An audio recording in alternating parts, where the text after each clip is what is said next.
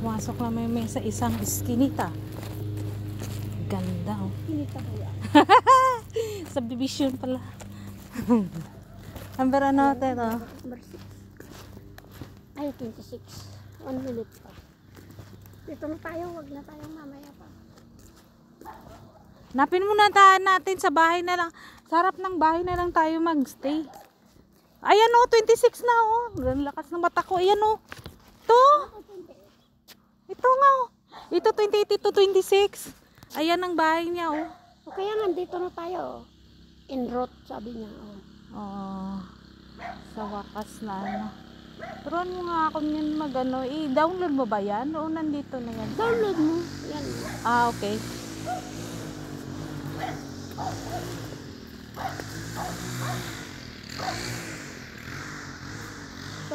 Ganda.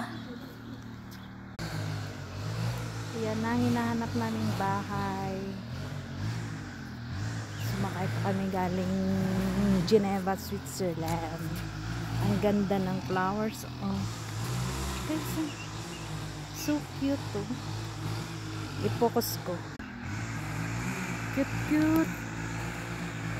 Cute, cute ng flowers.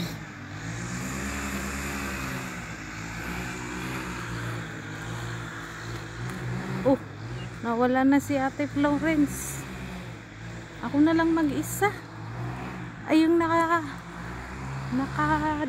naka-red. Oh my gosh.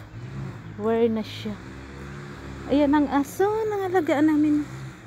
Dito na bahay. Ay, doon pala siya.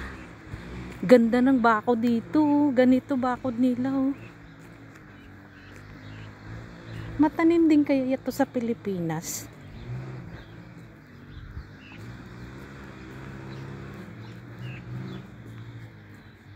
Pasyal muna kami dito.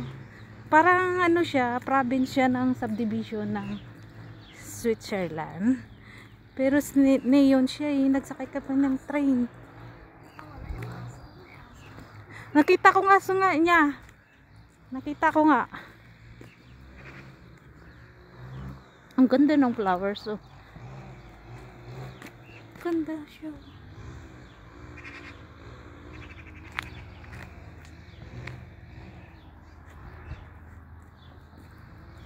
Parang tahimik na lugar. Walang tao, walang Pilipina. Nadamyong lang. Ang cute oh. Yan ang mga flowers.